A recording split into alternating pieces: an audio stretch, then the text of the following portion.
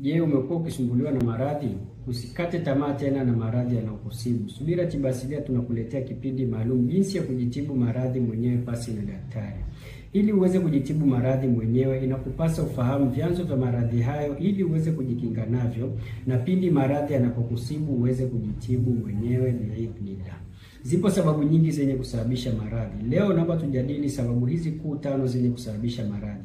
Sababu ya kwanza ni husda. Husda ni kutaka kuharibu au kutaka neema fulani mtoke mwenzako. Unaweza kujihusudu mwenyewe, na vile vile unaweza kuhusudiwa na mtu mwingine, ima mcha Mungu ama muovu, na vile vile unaweza kuhusudiwa na jini. Katika kipindi kijacho tutaelezea jinsi ya kujikinga na husda na vile vile jinsi ya kujitibu husda biidhnillah.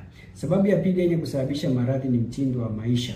Mtindo wa maisha umeweza kuathiri watu wengi kutokana na lishe mbovu na vile vile kukosa elimu ya kutunza mazingira. Katika lishe mbovu imeweza kusababisha maradhi kama uzito mkubwa sana ama maradhi kama ya kisukari na pressure. Tutaelezea jinsi ya kujitibu maradhi haya katika kipindi kijacho. Na vile vile katika kutunza mazingira, watu wengi wamekuwa wakichafua mazingira na kuweza kusababisha maradhi kama pumu na vile vile kusababisha maradhi kama kensa kutokana na sumu kuenea. Vile vile katika kutotunza mazingira vizuri kunasababisha kutuama kwa maji kwa wingi na kusababisha parasite kama malaria kuweza kuzaana kwa wingi na kusababisha maradhi ya malaria kwa wingi. Hali ya tatu yenye kusababisha maradhi ni hali ya pathogen.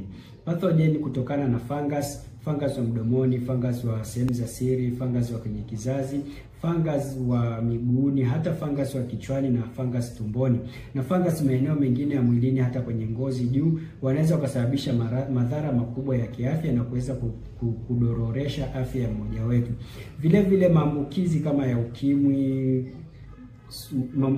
ukimwi, virusi vya ukimwi, maambukizi ya homa ya ini, maambukizi ya corona, haya yote ni mambo yenye kusababisha kutokea kwa maradhi na kuweza kuteteresha uchumi wa nchi, hata kutetemesha uchumi wa mtu binafsi. Hali nyingine ni ya parasite kama malaria, vile vile ni wenye kusababisha maradhi kwa mwanadamu na kusababisha hata kupoteza uhai wa mmoja wetu. Hali ya 4 yenye kusababisha maradhi ni hali ya kurithi. Kurithi vinasaba kutoka kwa wazee wako. Hali hii inaweza ikasababisha kudhoofisha afya kutokana na kurithi ugonjwa kama kisukari, pressure, ama kurithi ugonjwa kama sickle cell ama hemophilia. Magonjwa haya unapoyarithi yanaweza kukukwaza katika afya yako na kukusababishia hatari mbaya ya kiafya. Katika kipindi kijacho tutafafanua magonjwa haya na jinsi unaweza ukayatibu ama unaweza ukayakontrol yasiweze kukuathiri kama yameshindikana kutibika kabisa, na uweze kuyakontrol ili uweze kuishi maisha ambayo hayana bughudha kutokana na maradhi hayo. Hali ya 5 yenye kusababisha maradhi ni hali ya uchawi. Uchawi ni kitu kinachoathiri na sababu ya kuathiri kwake haijulikani ama imefichikana. Uchawi ni kitu chenye kuathiri na lakini sababu ya kuathiri kwake haijulikani ama imefichikana.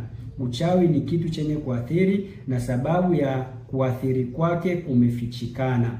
Hali ya uchawi ni hali ya kujikurubisha kwa majini na kujikurubisha kwa wanga, ambao ni hali ya kufanya matendo machafu ili kuwadhuru wengine. Katika kipindi kijacho tutaelezea jinsi ya kujikinga na uchawi na vile vile jinsi ya kuweza kujitibu kutokana na uchawi ama majini biidhnillah. Komenti hapo katika comment section. Je, ni katika sababu ipi hapo imeweza kukusibu ama kumsibu mpendo wako na kuweza kumpa maradhi na kuweza kumsumbua kiafya? Tujulishe Subira Tiba Asilia kupitia namba 0758200163. Usisahau kushare na kulike video hii na kuweza kufuatilia kipindi kijacho ili uweze kujitibu mwenyewe pasi na daktari. Subira Tiba Asilia tunakujali sana.